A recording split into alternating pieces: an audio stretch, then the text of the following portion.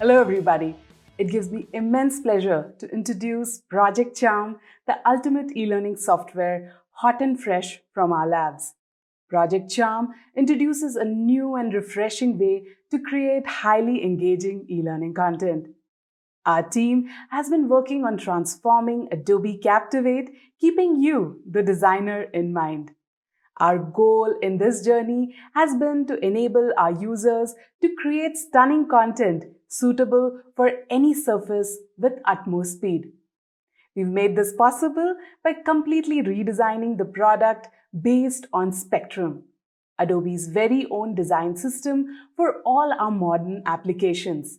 Spectrum is built to be inclusive, scalable, flexible, and always evolving, and Project Charm is committed to make the most of it. Further, we have automated a lot of routine and mundane tasks so that you can just focus on the creative storytelling. We've introduced new ways to add and transform graphics and animations and added eye-catching widgets and UI components to help you build your custom interactions with ease. With Project Charm, you will be able to create impressive training using a plethora of assets, well-designed slides, project templates, themes, and styling recommendations at every level of e-learning course creation. Let's not wait anymore and see Project Charm live in action. Here's the welcome screen.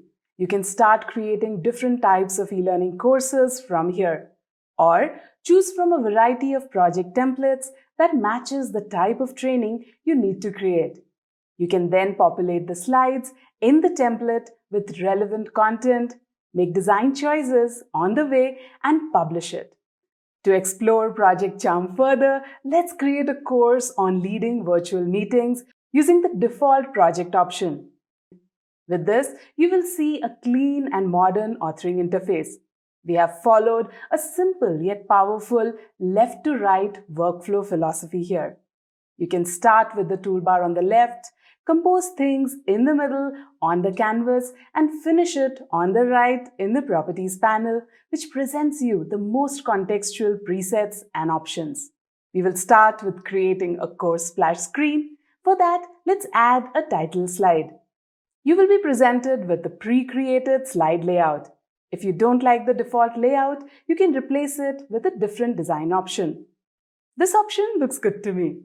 Let's edit it now by first replacing the image. You can resize and crop any portion of the image directly on the stage and change its look with the help of a preset. Then add the title and make the required styling changes. The only thing missing here is a button to start the course. To add it, go to the toolbar and select UI components. This will give you access to all the ready-to-use UI components like buttons, sliders, checkboxes, drop-down, etc. Let's select the button here. You can choose a different preset for the button or apply custom formatting changes in the Properties panel. We can finish this slide with adding some music. For that, you can easily switch to the audio panel and import audio to the slide. Let's select the loop option also here so that the music keeps playing in loop till the start button is clicked. Now let's add a slide to talk about the challenges that people face during virtual meetings. For that, I'll add a blank slide, add the title text, and then add multiple images stacked on top of each other to correspond with the voiceover. Then switch to the audio panel and click Import Audio to add the narration. Now let's distribute these images on the timeline so that they appear in sync with the narration. Let's open the timeline and make it a bit taller. And then shift select all the images and reduce the duration. Then use this newly added Distribute Sequentially option to magically distribute your images on the timeline. Then click the play button on the timeline and nudge the timing and duration of these images to match the narration. And it's time to add some animations to these images. Under the Animations panel, you will find a variety of animations under Entrance, Emphasis, and Exit categories. They are all amazing animations, and I personally love the wobble and shake animations. Let's apply fade in animation to the first image. You can then right-click and copy the animation and then shift-select the rest of the images to paste the animation just like that. And at any point in time, you can play the animation here and make any modifications you like. Next, let's build a custom interaction slide with some markers to display content related to it. I've already added the images and text on the slide and have added some markers. These markers have visited and selected states added to them, which are automatically triggered on the click of a button. Above the marker, there's an object with states related to each of the markers. I've turned the opacity for default state to 0 so that nothing is visible when the slide loads, and content should show when the related marker is clicked. Now, let's write the interaction for these markers. Select the first marker and go to the Interactions panel. Select Set State, select the content object, select M1 state, and click Done. That's all. Now, to quickly apply the same action to other markers, right-click the first marker, select Copy Interaction, then shift-select the rest of the markers, right-click, and select Paste. Then open the action for them and select the related marker content to show up. You can also add interaction evaluation for your slides without using any conditional actions or variables. For that, select the slide and go to the Interactions panel. Click Add Interaction and select Objects Clicked. Select all the markers and then decide what should happen when all the markers are clicked. In this case, I want to show the next button once all the markers are visited. And with that, our custom interaction is ready. Let's preview and see how it works. When you click the first marker, it shows the content and changes the state of the marker to selected state. And when you click the next marker, the previous marker state changes to visited and the next changes to selected. And the same happens for the rest of the markers. Now let's add another commonly used interaction, which is a flip card. For that, let's add a ready-to-use flip card widget so that we don't need to write any actions for it.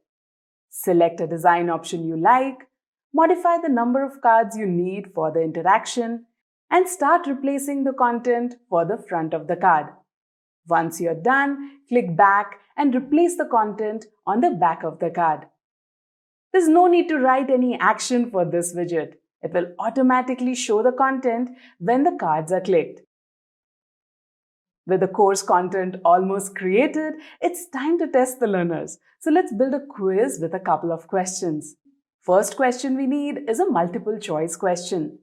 You can choose the required layout for the question slide, increase or decrease the number of answer options, populate the question stem and answer options, then select the correct answer. Similarly, you can add other question types in the project. A results page will automatically be added after the question slides. Pick the design option you like and you're all set. This course is now ready for publishing. With a new reimagined e-learning authoring tool, you will really enjoy the ease with which you will be able to author your courses. Now, let's look at a responsive e-learning project created using Project Charm. Here's the course preview with desktop view on the left and mobile view on the right. If there's content on the screen that cannot fit on the mobile view, a scroll is automatically added. You can add subtle animations and UI components which will work seamlessly on any device.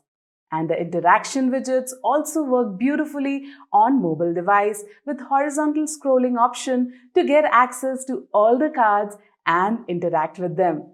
Then a question slide to test the learner's understanding of the content and a closing slide. Now let's see how Project Charm quickly allows you to create this course with the brand new content blocks for responsive courses.